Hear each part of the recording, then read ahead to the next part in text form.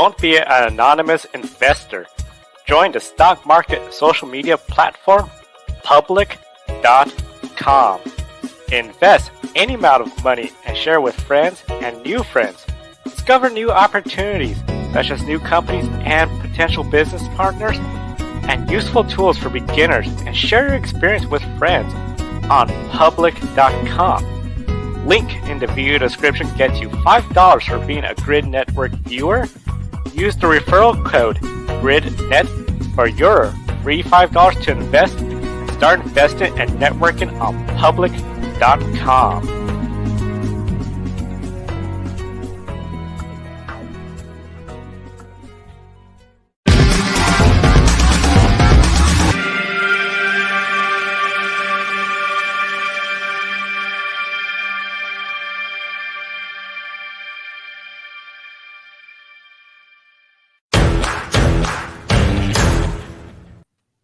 Hello, everyone. Welcome to Grid Live Wrap-Up. Joe Samaniego here, along with Ben Schneider and Joshua Burch. Link in the video description to both of their channels. And we encourage everyone to subscribe to us here on the Grid Network and check out our Patreon or Buy Me a Coffee page. Help us stay on the air, like what Colin, the show, Mark, and Robin do. They contribute each and every month, investing in the Grid Network. You too can invest in us through Patreon or a one-time contribution or Buy Me a Coffee. A big thank you to Edward, Amber, and Zachary for doing that through Buy Me Coffee. And of course, you can buy coffee for your favorite honor personality, especially, I know, Joshua, you're covering the races. I think a nice coffee or tea for you after broadcasting will be really handy. And Joshua, we got to start with MotoGP, this championship. We thought it was going to be over a while back, but now it's just getting closer and closer. 10 points. The gap between Quartararo in first and second place, Pecco Bagnaia. Aleix 17 points behind. Looks like game on for the MotoGP World Championship, where about 5-6 races ago we were thinking it's over. We're talking about Fabio Quartararo has this wrap up. Pecco Bagnaia just crashing too much. He can't finish races. But now Marc Marquez has entered the picture. Lap 1, Marc Marquez. He made 7th position on that initial start. Looked like it was going to be a great race, but out turn 3, contact between him and Fabio Quartararo. Out of the race, his bike actually hit him while he was on the ground. I couldn't believe that he was still just sore, according to him. And then he had that misfortunate accident on the scooter on the way back to the paddock. Just a tough day. Then Marquez, we see him collide with Nakagami. Nakagami out for the day. Marquez's bike was smoking. He's done for the day. His comeback done on lap 1. The replay, though, showed a little bit of a different story. As we saw, the back tire of Marquez was getting squirmy out of the turn 3. He had to back off. That's why Quartararo hit him. Quartararo actually apologized, saying he took responsibility for that, while Marquez went to Nakagami's pits to try to apologize for what he did. But online, we saw many were split on Marquez. Was he at fault, or should he have been even on the track? Did Marquez do anything wrong? Was this just 2 separate racing incidents? Well, we were a bit split up here in the commentary box, to be fair, as well, actually, because we couldn't work out exactly if it was Marquez or Quartararo, Nakagami, or just the Constantino effect we had as well. Me and Megan were very animated at the start of the race as well. With the Quartararo accident, it looked like Marquez did have a bit of a wiggle on, but Quartararo had nowhere to go. The closing speed was too quick as well. So I think it would have been a little bit of a rub between each other. It was Mark who sort of had to try and get out of the way for nobody, and sort of just clipped him. So in that instance, I would say it's more the fault of Marquez than Quartararo in that first part of the track accident. And then the incident with Nakagami is, after he hit Quartararo, part of Quartararo's bike was caught up in the back of Mark's. So Mark was trying to get out of the way and trying to dislodge it as well. Nakagami came alongside him as well. Mark sort of ran into him. And then Mark and Nakagami were sort of linked together. And the one thing that I don't like as well, and Megan didn't like either, is the fact is that Nakagami tried to get off the bike of Mark's bike. And then Mark sort of elbowed him. He sort of elbowed him to try and get him off as well. And it's that I didn't like, because as soon as Mark elbowed Nakagami as well, Nakagami went down straight on the deck in front of half the field as well. Aleix Espargaro was very lucky not to hit him, and he did touch the bike, but luckily he didn't go over. basically today everybody was very, very lucky that nobody got killed.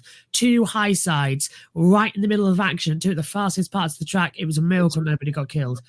But honestly, I am very much, it was 60-40 the Marquez Quartararo accident, but it was definitely to me 100% Marc's fault for the Nakagami crash because of that elbow.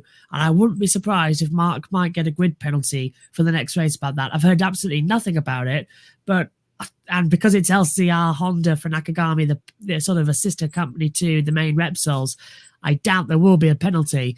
But to me, that should have been a penalty for Marc, because you can't just go around elbowing people out the way.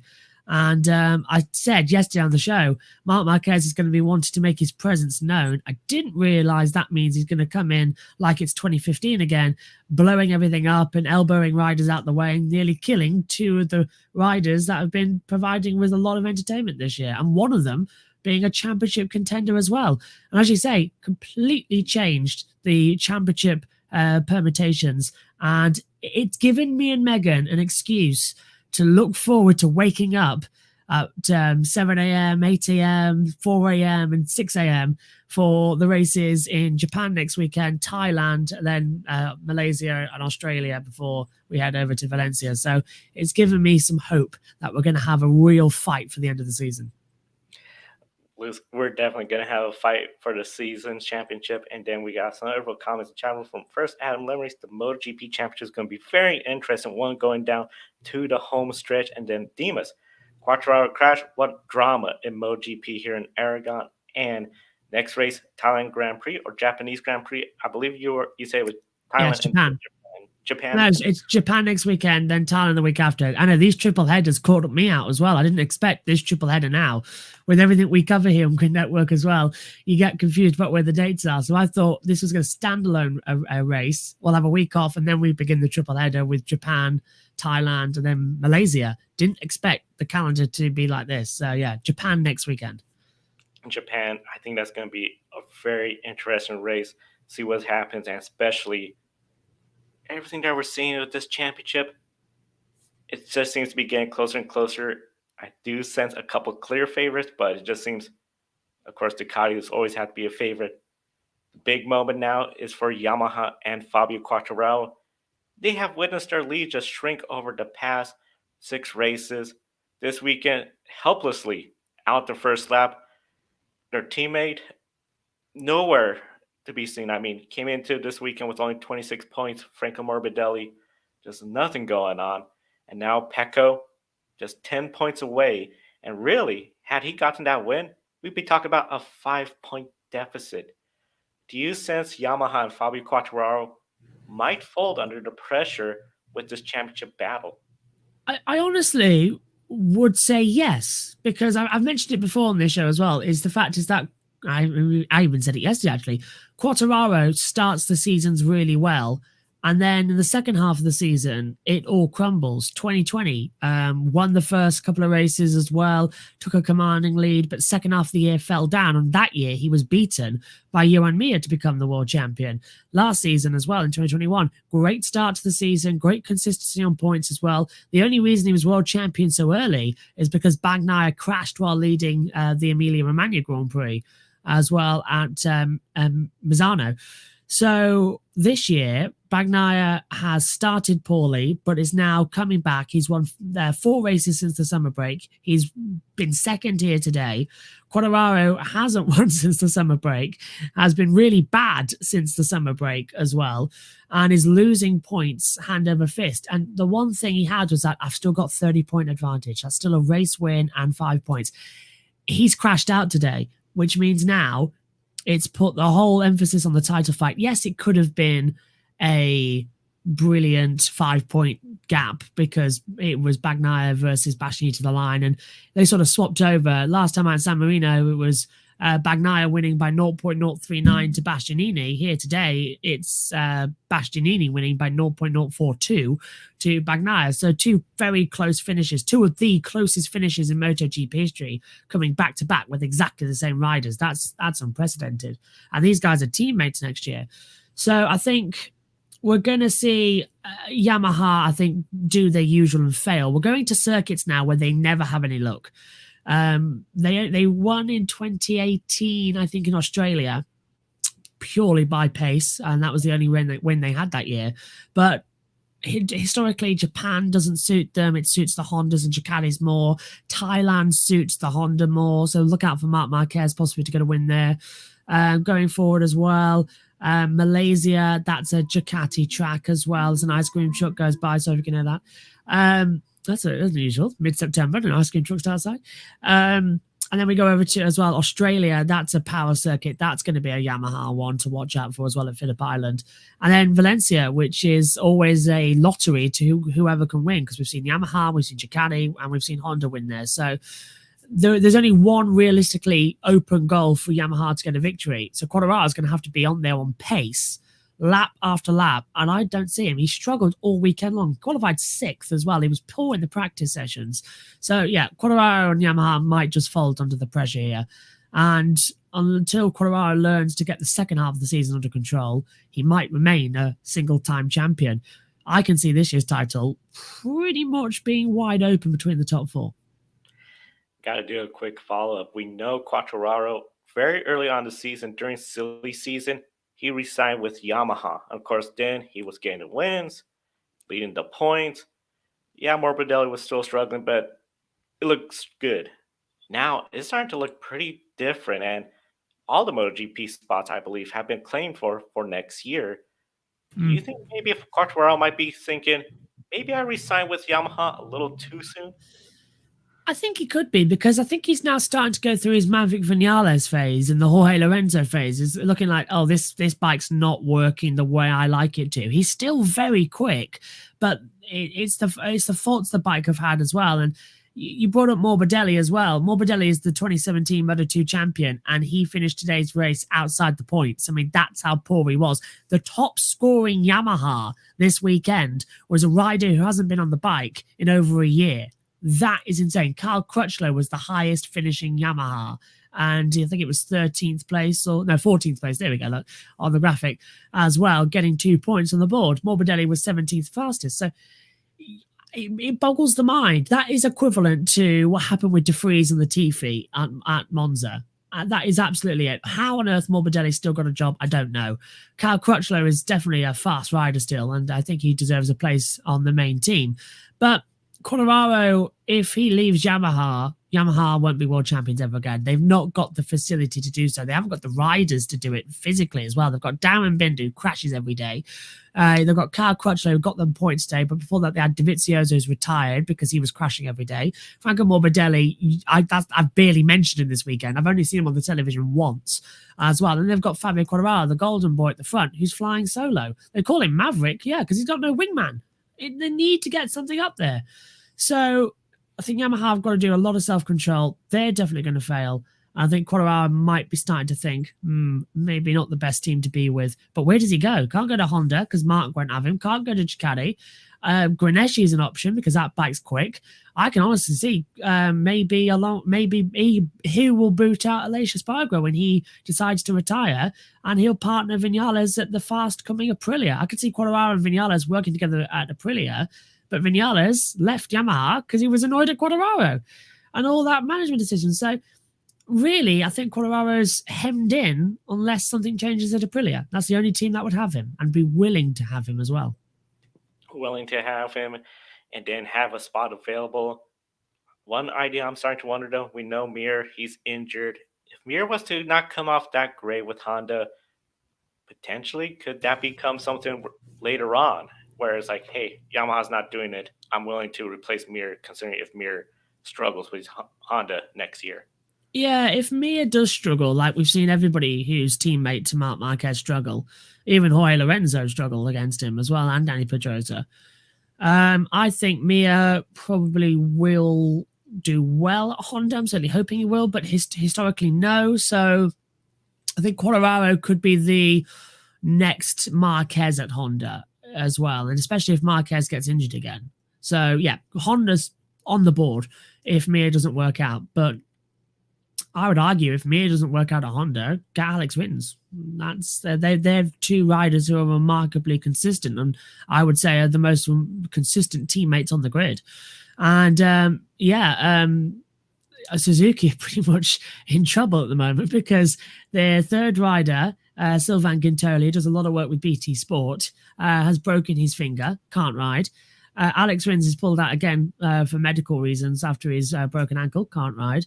And the last rider didn't do that well with Wasambe as well. So they're going to have to get somebody in. They've only got 5 races left. So I want Sylvain Guintoli to at least have one of them as a goodbye tribute. But I think Mia will probably not race the rest of the season if he's still having problems. Maybe Valencia will come back, but that's a tricky one because if you get injured in Valencia, it compromises your entire off-season. So it's going to be a bit tricky, but time will tell. He won't be in Japan either way, so probably Wasambe will come back and debutize there for Suzuki at their last home race.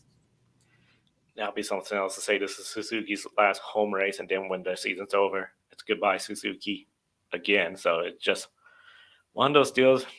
One rider, Enea Bastanini, he won this race. We're finally talking about him. It's just crazy, all this talk, Marquez, the points. But Enea Bastanini got this race win with a last lap pass on Pecco Bagnaia. 0.04 of a second, the margin of victory. Very close finish. I believe they say it was the first last lap pass of this year, which is shocking because MotoGP generally seems to have quite a bit of last lap passes. He is now 48 points behind Fabio Quartararo, and he's back in the championship hunt. Of course, 25 points for a win. You've got 5 races remaining. Bagnaia, he is so talented when it comes to saving those tires at the end of the race and coming on strong. Do you believe he is a serious contender for the championship? Because I remember early on we were talking about that team, they'll come out the gate fast, but once we hit the European leg, they're going to slow down. They're still in it. Yeah, I'm amazed they're still in it, to be fair. And I think that shows how good Bastianini is as well. And I think today for him as well, it was a do or die move, and he had to do it. And he did it brilliantly as well to get his 4th win of the season as well. He's had 4 wins in the year, 4 career wins in MotoGP, and they've all come this year. Last time he won was in France. So, yeah, as soon as we hit Europe, the main part, they struggled, and now they've got the win at the end of the European season as well, which is great to see. I think top 4 still mathematically in the title is, of course, as you said, it's Quartararo, Bagnaia, and Aleix Espargaro. They're all separated by 17 points. The gap between Bagnaia and Quartararo is 10. Then it's 17 points between Quartararo and Aleix Espargaro. And then you said it's 48 points between Quartararo and Bagnaia. And Bastianini. But yeah, I think Bastianini's in the title hunt. He could become a contender depending how Japan goes next weekend. That's going to be, I think, his sort of deadline day to get in the title fight. Realistically, it's a 3-way fight, but an outsider would be Aleix Espargaro. To me, it's 2-way between Bagnaia and Quartararo with a chance from Aleix Espargaro and the extreme outside shot of Enea Bastanini. That's how it's going to go. But I don't know. We all thought today was going to be a walkover when nobody expected the Quartararo crash, and everyone's sort of glad it happened. And it's really weird as well. Everyone's also obviously always everyone is happy that they're okay, but everyone is happy it happened because it's brought this title fight right back on. So IndyCar's done and dealt with. That had a great last race. Now Formula E as well went to the wire. Great last race. Formula One is going to probably be wrapped up in Singapore or as late Japan. So this is now something that can take us to early November. We've got 2 more months of this, 5 races to go, and it's just anybody's, and it's brilliant. So yeah, Quartararo I think could fail. One of the things I'm going to be watching, if Bastanini could continue to contend for a championship, the drama between Bastanini versus Pecco Bagnaia for a championship, and knowing these 2 are going to be teammates next year, I think it's just going to make it really fun. And I think it's really going to put a lot of pressure on Pecco Bagnaia to go out there, get the championship, because if he doesn't get it, and especially if, surprise, Bastanini gets it, that's going to change the dynamic at Ducati next year. And I think that's going to really just MotoGP, this championship, feels like you said, is starting to come alive after we just thought, okay, we're just waiting for Pecco to have some more crashes, to get it. That has not happened. Pecco has been doing some great riding. Could have easily gotten another win in a row, but just came a little bit short. And now suddenly, well, now that Quartararo is not looking at just, a second championship up ahead, but 4 riders behind him. Pecco, he has to be still a favorite. Bastanini, he could put together a championship run. When it comes to Aleix, I know we haven't talked about him too much. What does he and that Aprilia team have to do? Because he got a podium again. That seems to be his strength, get the podiums. But their third place is quite the most. A couple second places, potentially, and 1 win. Does that team need to go for wins for the rest of their season? Yeah, absolutely. I think the only way Aleix can be taken seriously as a title contender is to get another win. He can't keep being Mr. Consistent as well. It worked for Johan Mir, but that was a very exceptional circumstance as well. Mir won the title with 1 point and loads of seconds and thirds. But Aleix has been up and down, up and down, up and down all season long. So I think Aleix needs another win, and the best place for him to get the win would actually be Thailand as well. It's a circuit that is probably more likely Honda circuit, but Aprilia are quite close to Honda.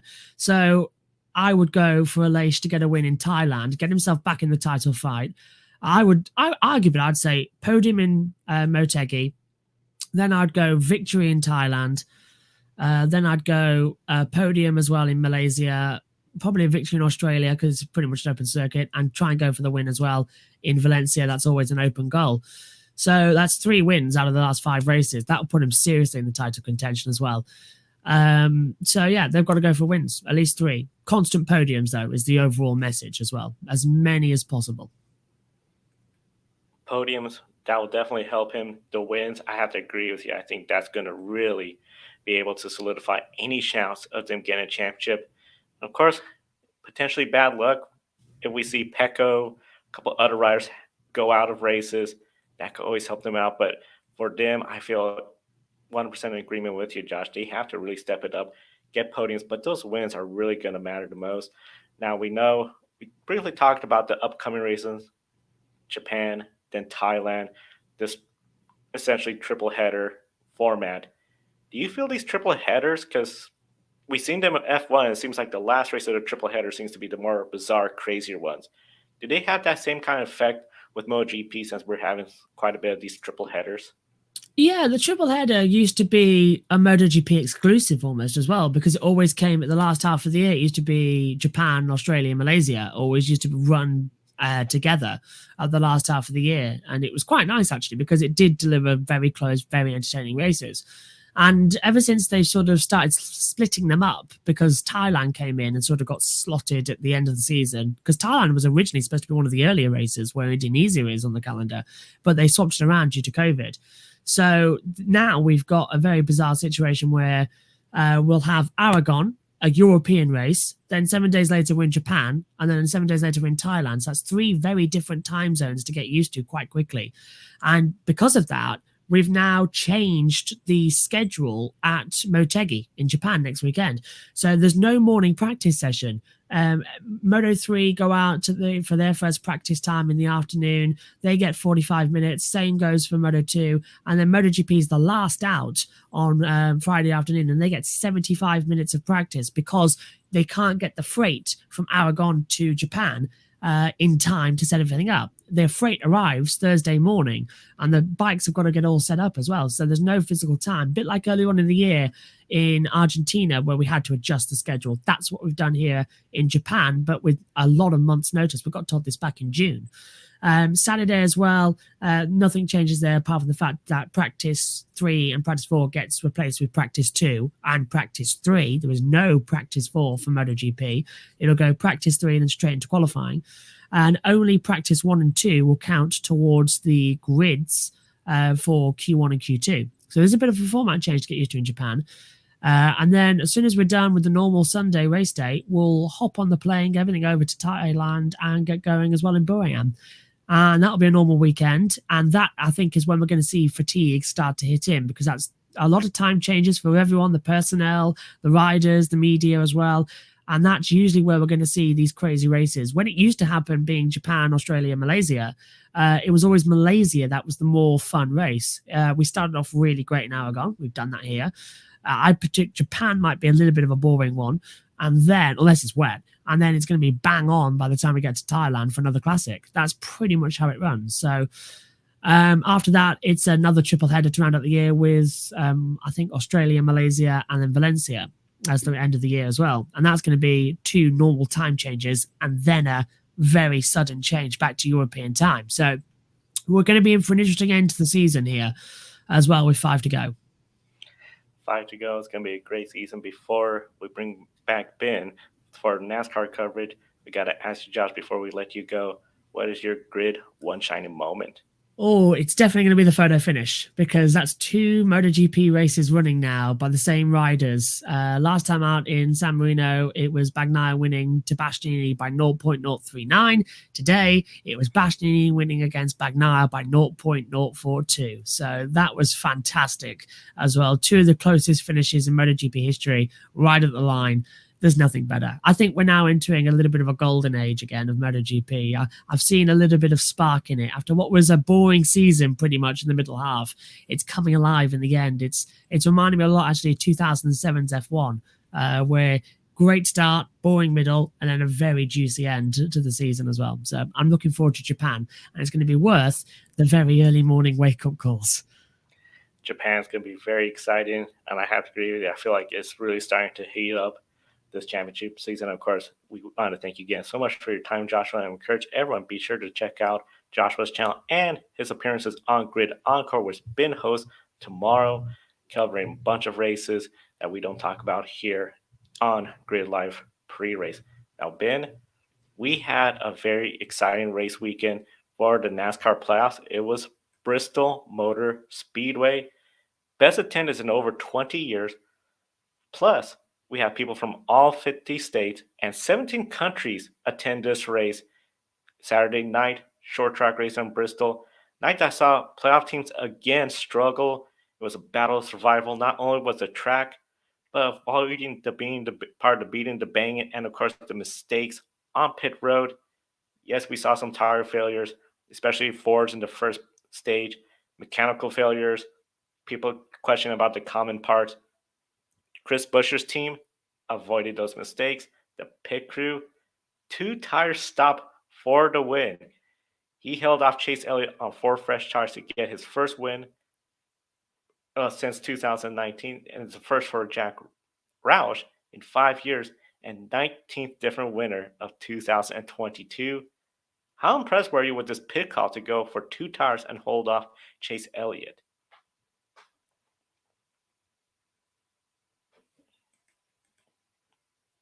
Sorry about that. I was muted while I was backstage there. I think it's actually his first win since 16, right? With the fog in Pocono. I think it's been even a little bit longer than that. But a long time coming for him, of course, and a long time coming for Roush. You can even go back further than I know Stenhouse got those 2 wins on the plate tracks, Talladega and Daytona in 2017. But I think you have to go back to 2014 when Carl Edwards was still driving for them when they won on a non-plate track. So it's been a long time coming for both Buescher and this team.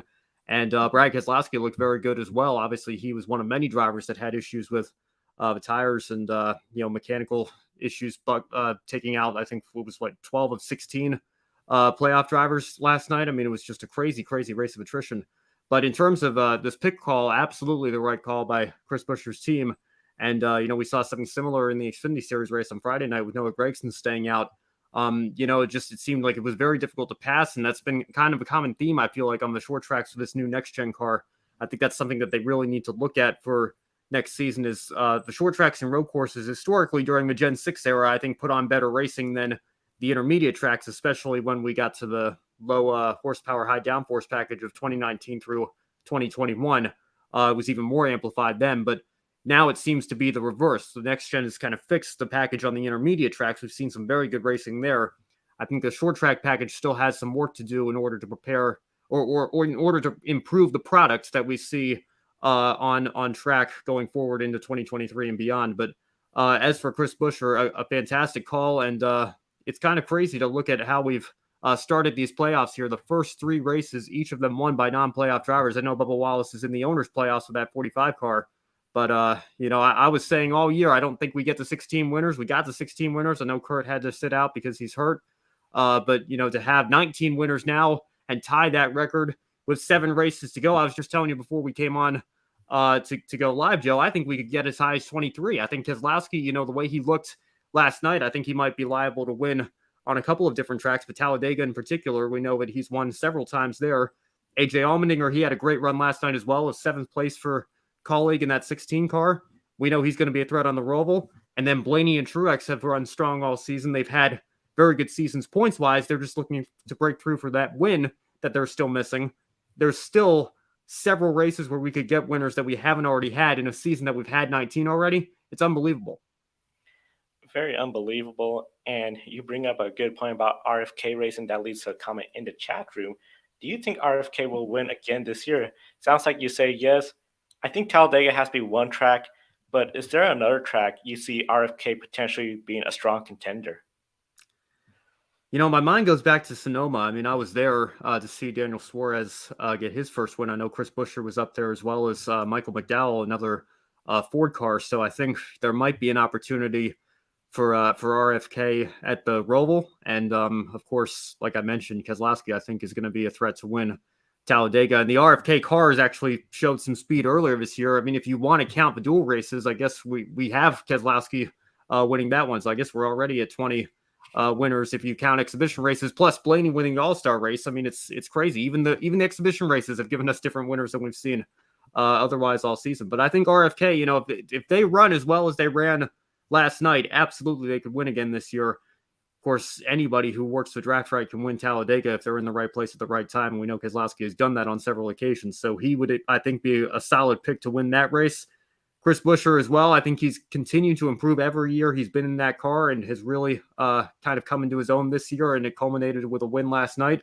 I think either one of them certainly could get a win if everything goes according to plan for that team in these final 7 races here. And one thing I did misspoke, Chris Buescher's first win, 2016 instead of 2019. Just a little typo on my part, but definitely I think RFK, the Roval, Chris Buescher, yeah, he's one of the memorable moments was when he crashed and had the Echo Park banner stuck on the back of his car, the Roval. But you brought up Sonoma. He was a contender. A lot of people looked at for Watkins Glen. I can't see why he can't do that in the Roval. Just avoid the Echo Park signs. He should be good. Kevin Harvick, Austin Dillon, Tyler Reddick, and Kyle Busch, when it comes for them, now they're just racing for wins because they are out of the playoffs. Austin Cindric barely made it out of Bristol in the top 12 by only 2 points. After the end of the second stage, Kyle, he had 14 out of 20 stage points he needed. He looked good. But for the second time in 3 races, the engine blows on him. His day was done. First time he's eliminated in the first round of the playoffs in this era of elimination-style playoffs. But one thing we saw Jeff Gluck and a couple other folks talk about this, 23-11, they had bad luck. Bubba Wallace was in the 30s. Ty Gibbs, multiple laps down. Issues off the track with mechanical issues. Overall, they both came back, and they both passed Kyle Busch. So Kyle Busch went from +2 to 0. At the end, it was, again, +2, but for Austin Cindric. So a lot of people were asking, should Toyota have stepped in and told 2311, hey, your day is done. We need Kyle Busch in the playoffs, so there's more Toyotas fighting for a championship. Do you believe Toyota could do that to 2311 to ensure Kyle Busch was to advance in the next round? You know, I mean, I totally understand it. And I mean, obviously in hindsight, it does look weird. It's like, why is a Toyota team that is very closely aligned with Joe Gibbs Racing and the only other major Toyota team in the series that receives full-on TRD support, why are they back out on track when they're only going to gain a couple positions at best? They really have nothing to gain. Bubba Wallace, of course, won at Kansas, so he's already moved on to the next round of the owners' playoffs. And then, of course, you know, Ty Gibbs, I guess you could say you're going out there just to gain him experience maybe, but, you know, I mean, in the grand scheme of things, is Ty Gibbs getting some Cup Series experience 100 laps down? Is that really worth knocking Kyle Busch out of the drivers' playoffs? You know, I saw all sorts of conspiracy theories on Twitter that, you know, Kyle's leaving after the season, obviously, so Toyota doesn't care anymore, and this is the second time his engine has blown in 3 races here in this round, so maybe the fix is in, if you will, but you know, I think, you know, and it was kind of weird because with 4, I think Ty Gibbs was like 4 laps away from passing Kyle Busch, and then they pulled him off again, and they were like opening the hood up, and I think, you know, trying to make it at least look like they were pretending to work on it. I don't know, you know, if he had another issue that set him out once again that was legitimate, or if it was just Toyota realized, okay, maybe we shouldn't be doing this, and then they pulled him off. But, I think to be completely fair to Toyota and completely fair to 2311, I think there would be some people who might notice that if there were some cars that had other power steering or mechanical issues and they were getting back in the race, but the Toyotas weren't, and Toyota wasn't actively working on the cars, there might be some people, starting to question, is Toyota doing this? Is this a violation of the 100% rule? Not going back out there, not trying to gain those extra couple of spots or those extra couple of points to assist one of their teammates. I don't think it's nearly as egregious as, say, Michael Waltrip Racing at Richmond for Spingate in 2013. I think that's a whole completely different level because Clint Boyer spun out to cause a caution and neutralize the entire race. This would just be, trying to manipulate a couple of spots at the back of the field. But, I'll tell you this, I'm with Brock Beard and Last Card on Info. There was a huge scandal. I think it was in 2019, a few years ago, with like Rick Ware and Premium and a couple of teams trying to manipulate the final spots at Homestead because there were some questions as to whether or not certain charters would be out of or in the bottom three rather for the third year in a row or something. I forget all the exact details of that, but I know that there were some fines and penalties handed out for that. So if NASCAR is paying attention to those guys at the back of the field, you got to think they're paying attention to what's happening here in the playoffs. So, I think I don't really have a problem with it, I guess, but it was kind of weird to see that. And I think, there are certainly going to be some people at Toyota that are questioning. Forgive me, I don't remember the exact margins. I don't even know if Kyle was more than 2 points out. I'm not sure if it even would have made a difference in hindsight, but it was a strange scenario playing out to watch Kyle be 4 points and then 3 points above the good. And you have a couple of cars trying to gain those couple of spots, including Kyle's, and 2 of them are Toyotas. I think you have to question that from a competition standpoint if you want to keep one of your cars in the playoffs. Now, of course, there's the situation with Kyle leaving after the season, and does Toyota really even care at this point? They've already won 2 championships with Kyle. He's gone after this year anyway. We should be prioritizing other cars, to begin with. But it's just it was a very strange situation, and I would understand both sides of it. It's kind of you're damned if you do, damned if you don't. I think if you're Toyota in this situation. Yeah, and like you mentioned, even if the 2 didn't go out there, the 2 2311 Toyotas, at 0 points, Kyle Busch with the worst finish of 26 being his best finish of this round compared to Austin Cindric having a 12th place finish in Kansas. Austin Cindric would have had the tiebreaker and could still advance on. 2019, that was when we had the charter mess with Premium, Rick Ware Racing, and you bring up a good point with this 100% effort rule. We saw Martin Truex Jr. Power steering is done. You can't drive a vehicle without power steering in Bristol. But we saw Alex Bowman. He kept racing. He had no power steering. Got caught up in that crash with Dan Suarez, Tyler Reddick. So it does bring up a question about when a team decides we're done for now. Of course, Alex Bowman, during the playoffs, they know the importance of trying to get as many points as possible, where Truex, his season has just been tough luck, nothing but bad luck. They probably just were like, we're done. We don't feel like even trying to go about there if we can't win a race because we're going to be 17th or lower in the championship. Do you think that mentality of we're out of the playoffs could also have an impact of a team deciding it's not worth to go back on the track, we're done?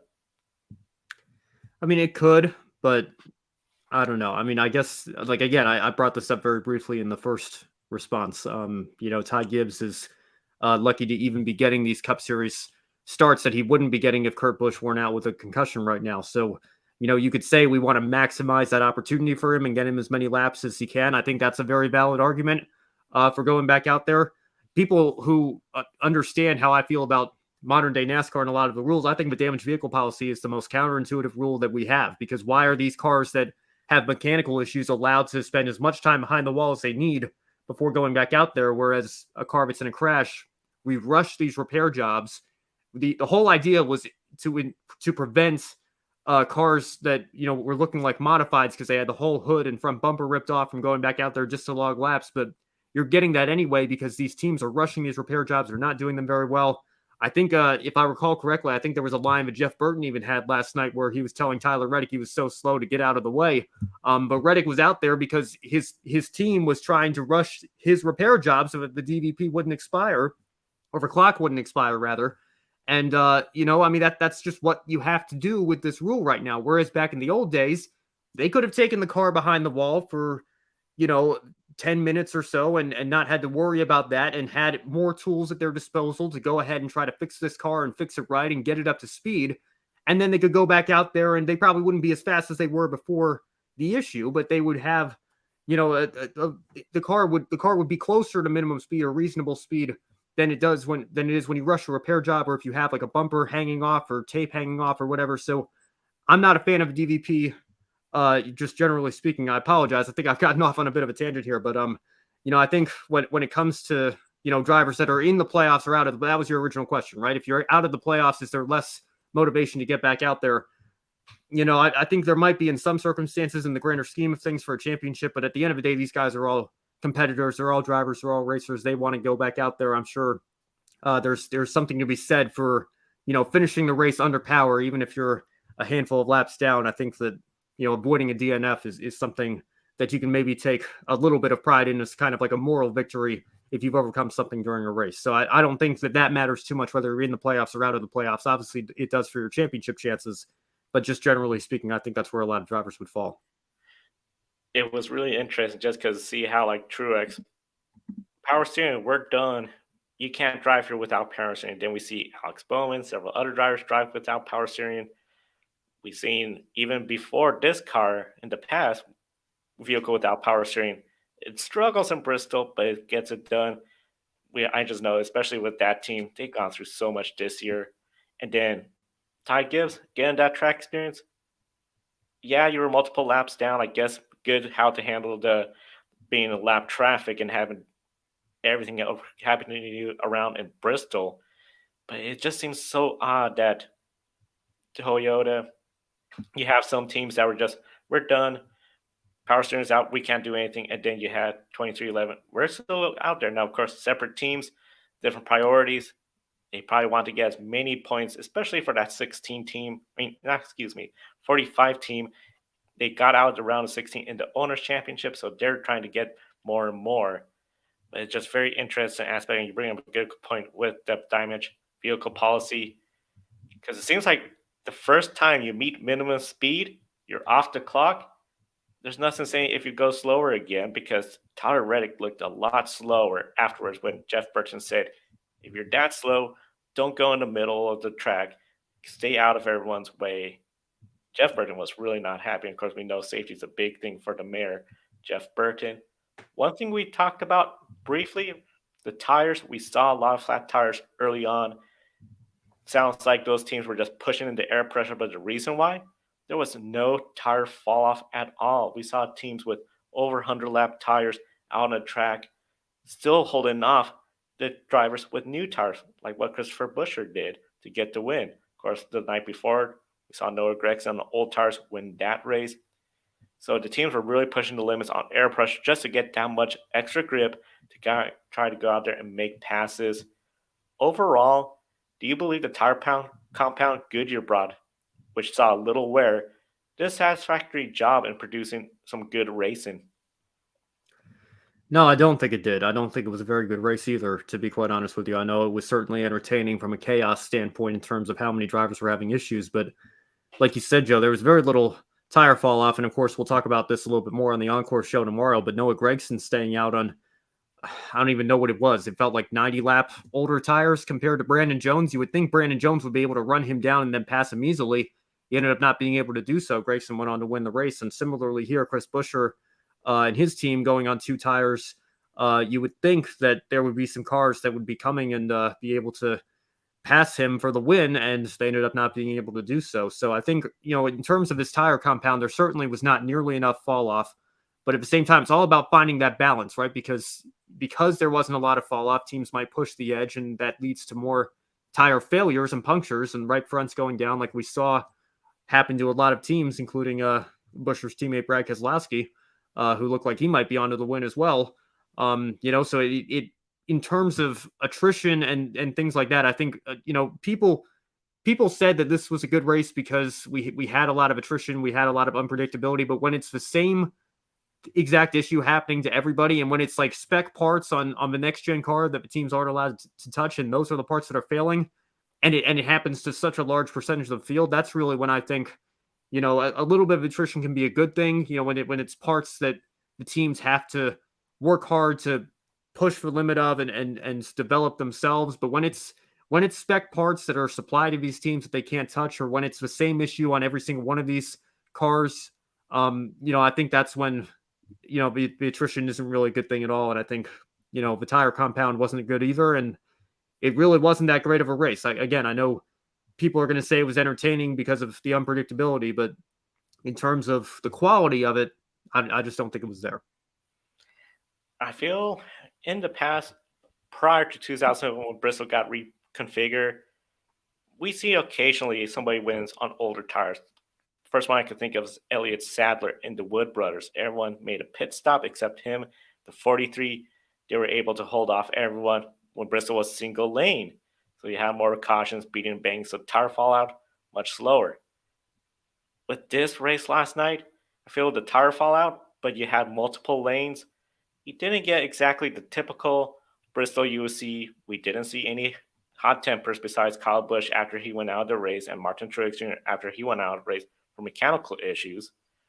We didn't see that much beating and banging, not even really much of the bump and run all night long. So the chaos, especially the championship points factor, really added on. But it just seemed like, for me, somebody that remembers Bristol 92, 91, 94, still just not the same, because that's high groove. Adam said yesterday he thought it would come in around lap 250. I would say a little bit before to lap 50, we saw that high groove really coming in. So it wasn't just single lane. 12 cars finished on the lead lap. That's something of typical Bristol we saw. 9 caution flags, 6 for incidents on the track.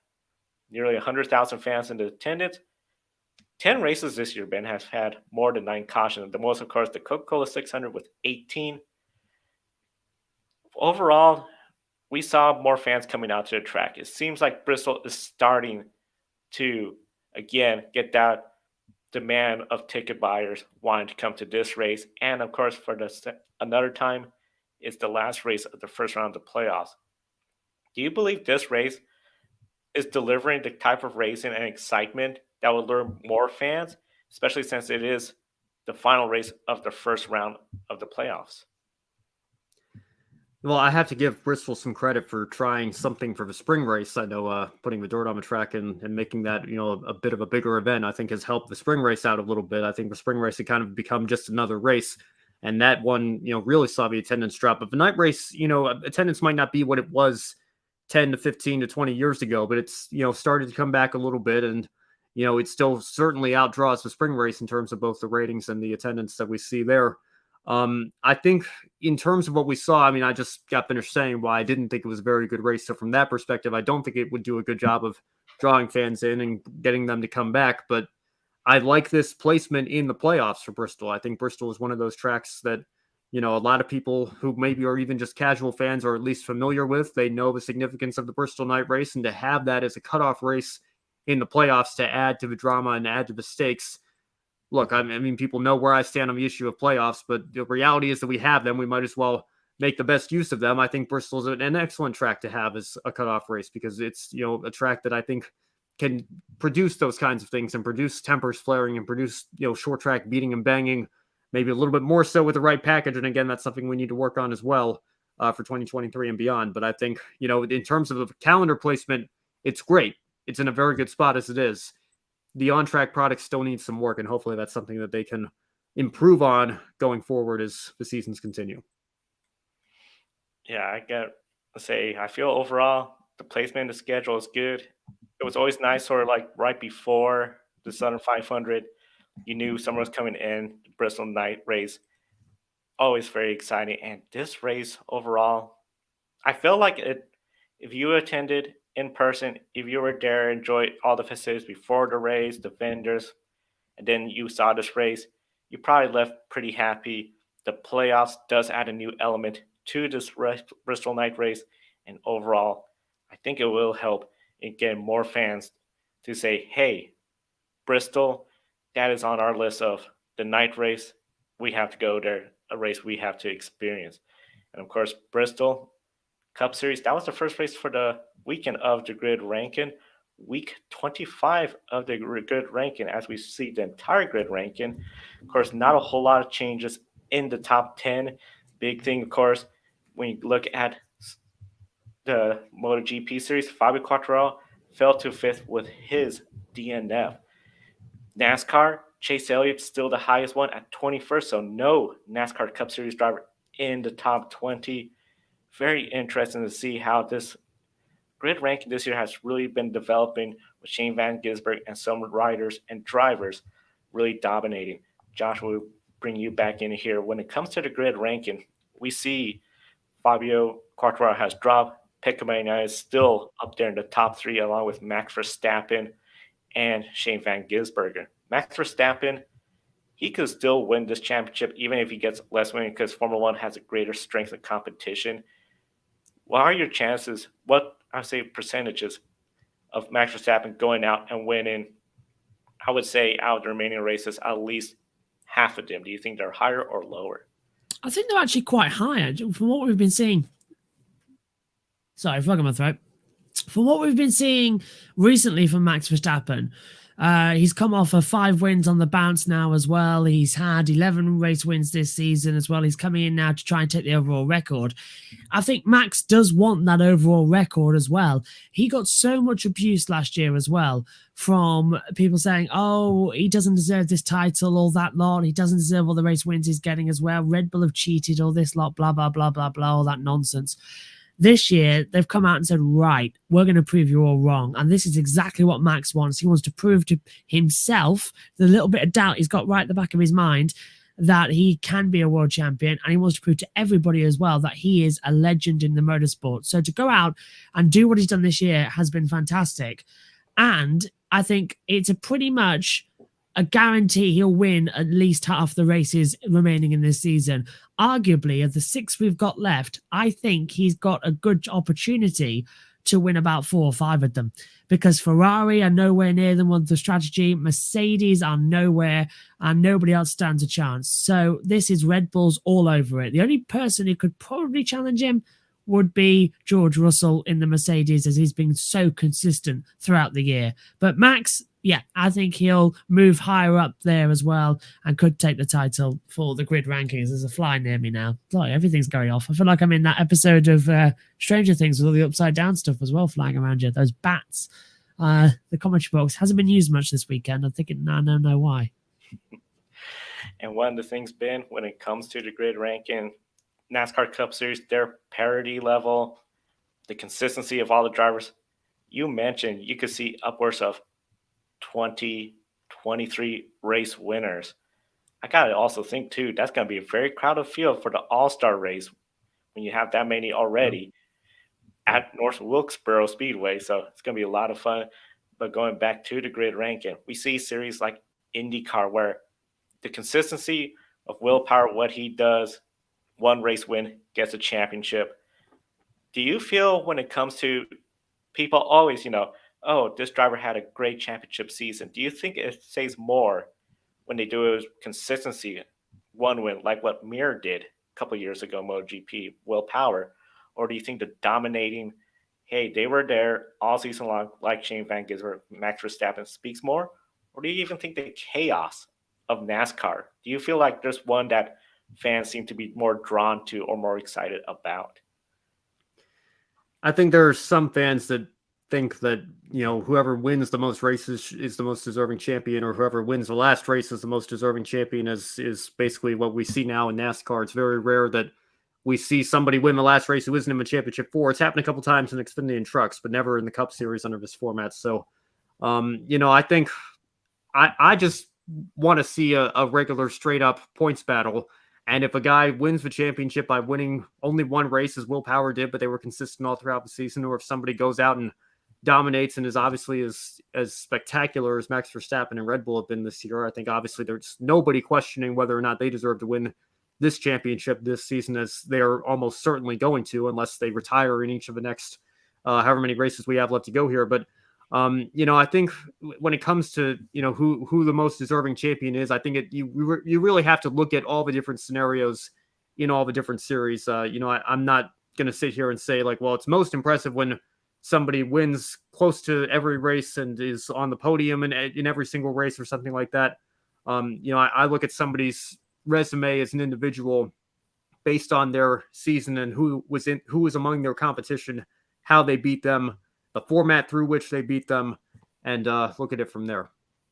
I absolutely agree. I think the NASCAR playoffs have sort of tried to fix something that wasn't broken as well, which is how we run a championship. You start at one end in March or whatever, and then you run all the way until November.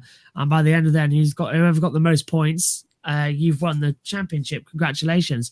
So I don't like the playoffs. I think, as you've both been saying throughout the NASCAR part of this as well, this show, is the fact is that we can go to great tracks and try and make the best of this, what is effectively a bad situation, having these playoffs. It doesn't work. I keep saying this every time I do a commentary as well for NASCAR. I keep saying the playoffs don't work. It's very tricky to understand them. It's very tricky as well as soon as we get more and more winners. I think this year, has been the most problematic we've seen because so many drivers won races early on in the season as well. Then everyone was getting used to the new regulations. We've come up with this now. The playoffs are now basically kicking everybody out who have had one bad result, as you said, Ben. So I don't like it. Over points across the season. That's how we decide a championship, not who was best on the day. That's how you win individual races, not championships. And I think NASCAR have just got their brains switched on the wrong way around with that. Josh, my mind always goes back to Tyler Reddick winning his first Xfinity championship. And if you look at the straight up points from 2018, Reddick finished, I think, in 6th. And of the drivers ahead of him, it included Elliott Sadler and Justin Allgaier. So if Reddick was the 3rd best junior motorsports driver by number of points acquired throughout the season, he's not even the best driver on his team. How can he be the series champion for 2018 in Xfinity? Now, again, I want to be very clear. No disrespect to Reddick. He did what he had to do to make the championship 4. Homestead's one of his best tracks. He took advantage of the situation. He did what he had to do to win a title. And he more than backed it up in 2019 with a much more impressive overall season and capped it up with the championship as well. Now he's doing great things in the Cup Series with RCR, and he will continue to do them with 2311, I'm sure, in the future. But it's just when you look at his 2018 season, I don't know how you can justify saying this guy was the best overall in any given in this given season here. You can call him the champion. He won the championship through the format that he didn't choose. It was, what he had to do to go and win the title based on the format NASCAR gave him and every other driver. So it was fair. He's the champion. That's all good. But the champion, ideally, I think in most sports is supposed to be, we took a look at this season. We determined that this driver or this team, they were champions because they were the best, and they won when it mattered most. And that's all that. And I just don't like that format in motorsports. I think it's too chaotic. We've seen it in 2 of the 3 races in the first round of the Cup Series with Darlington and Bristol. What if we get that level of attrition in the championship 4? Somebody has a great season and then they lose a right front at, Phoenix, or they lose an engine at Phoenix, and that's their season over in spite of what they've done all season to get them to this point. I'm not a fan of that. And also, I know we'll talk more about this on Encore tomorrow as well, but AJ Allmendinger won the regular season championship in the Xfinity Series on Friday night, and then they reset the playoffs and the standings for the playoff points and everything, and he starts the playoffs 4th in the standings. How can you explain to a casual fan or a casual viewer that the guy who won the regular season championship is beginning the playoffs behind 3 other drivers? It's just, it's always funny to me how I think one of the reasons this system was introduced was because we want to appeal to casual fans who like Game 7 moments, who like the entertainment and the drama at the end of things, and we guarantee them that probably whoever wins the last race is going to be the champion, and we're going to get a battle for the championship at the final race rather than somebody running away with it. But those fans are casual fans who probably don't follow the sport super closely. And if they don't follow the sport super closely, I think they would have a very easy time understanding whoever has the most points at the end of the season, they're the champions. That's it. Now we have to teach them about stage points and playoff points and points resets and who's 1 point to the good above the cut line going into the round of 8 and then the round of 4. And there's all these different resets and all this system within a system. I mean, we sometimes lose track of it, and we're covering this sport, for Grid Network here. how are casual fans supposed to be able to pick up on that quickly and follow and pay attention? I mean, there's a reason why NBC has to have the points as they run pretty much all race, because if we were just trying to track it on our own, it would be impossible to try to follow. It's just overly complicated. And I think that's, I think it's ironic that the fans that NASCAR appears to have chased with this system, how are they supposed to pick up on that super quickly when it's as complicated as it is? One of the big things, I think you hit around the head. NASCAR wanted that Game 7, that chaotic moment. How many people are talking about today their bracket is busted because Kyle Busch is out? Tyler Reddick's out. I don't think a lot of people anticipate Austin Dillon to move out of the first round, but Kevin Harvick's also out after 2 great wins where everyone was like, he's back. He's going to the Final Four. Well, he's out, as well as Kyle Busch, Tyler Reddick.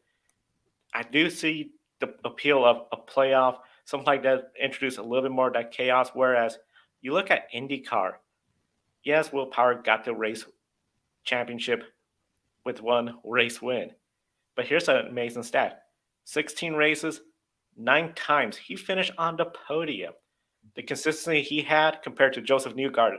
5 wins, but several times lower finishes, including that DNF in Iowa, really ruined his championship hopes. Overall, I feel like it's just a more what is going on in the season. The record books may show, yes, Will Power won it with 1 race win and consistency, but he had a great solid season, and it was an entertaining season for IndyCar where you had 5 drivers coming that last race in the championship playoff. Now we'll get into our one shiny moment. Joshua, we know you're about to get going. You shared yours earlier. Do you have another shiny moment you'd like to share? These conversations that we have, I think that's always great fun as well, to dive head first into motorsport issues as well. And I seriously think we should have a podcast as well, just not on screen, a proper podcast. Then we can talk about these in depth for a whole show, because there's so many things wrong with sports as well that we've all got opinions on. I think that'd be absolutely fantastic. Another round table, I think we did in the off season, wasn't it? That's what we need. Well, Joe, I know we've got to have the round table because you and I disagree on the situation regarding why Kyle Busch is departing Joe Gibbs Racing. We don't need to rehash that here. I think we can save that for an episode of Roundtable. Hopefully we can do one of those soon. But I don't know. I guess I'll give my one shining moment to RFK Racing and, the great run that Brad Keselowski was on before the issue that he had. And then, Chris Buescher as well, obviously picking up the win. And it was ironic. I know I was telling you, Joe, I went up to New England this weekend back to an event at my college and trying to catch up on the Dale Jr. download. I listened to the Greg Biffle interview that came out this week, and Greg was talking about how Jack Roush really fell behind when, technology improved and they were very late to develop key things. And that's why they've struggled so mightily over the last, almost decade now. They did win a couple races with Stenhouse in 2017, but, this is their first non-super speedway win in 8 years. And Biffle was talking about how they got to the point where the goal was to stay on the lead lap. And for a team that just several years earlier had put all 5 of their cars into the playoffs back when the Chase was only a 10-driver playoff system. So they literally made up half the field. It was just the team fell so far so quickly. It looks like Keselowski's investment might start to finally be paying off. And, I'm excited to see what that team can do going forward. I think that, I know Casey was in the chat room earlier asking, can they win again this season? I think absolutely. They looked fantastic. They look like they've taken some steps in the right direction. It might take some time to get back to the level that they were at, in the early mid-2000s. But, RFK looked very, very strong last night. I'll give them, but Buescher in particular, my one shining moment for this weekend. My one shining moment has to go to Enea Bastanini. That photo finish overall was very exciting. And, of course, great effort by that small team, where a lot of folks. It's a wasp. I think a lot of folks didn't anticipate that team to get so many wins or even contend for a win. What Bastanini has done, sad he's leaving it, but that team's looking really solid for next year. And of course, you can invest in our team, the Grid Network, right here. Link in the video description for our Patreon. That's what Colin the Show Mark and Robin do, or a one-time contribution through Buy Me a Coffee, where Edward, Amber, and Zach have given to us. And of course, if you want to invest in the stock market, we encourage you to check out public.com. Use the referral code GRIDnet. Get some free stock so you start investing without using your money. use the tools there to learn about investing in the stock market. Find your friends, meet new friends. You listen to their daily podcast, which gives stock investing tips. Great tool if you're interested in checking out the stock market. And of course, definitely buy me a coffee. We'll all enjoy definitely your support or trying to get wasp bugs out of the studio as well. Yep. And we thank everyone in the chat room. Casey Campbell, great show. We always encourage everyone, be sure to like, subscribe, and comment, helping the algorithm. And if you have friends in motorsports, share them. Tell them, hey, there's this great channel, Grid Network, great programming. And if you go to our LinkedIn page, we have opportunities available. For Joshua Burch and Ben Schneider, I'm Joe Samaniego. Thank you for watching today's program. We'll see you next time. Don't be an anonymous investor. Join the stock market social media platform, public.com. Invest any amount of money and share with friends and new friends. Discover new opportunities, such as new companies and potential business partners, and useful tools for beginners, and share your experience with friends on public.com. Link in the video description gets you $5 for being a Grid Network viewer. Use the referral code GRIDnet for your free $5 to invest and start investing and networking on public.com.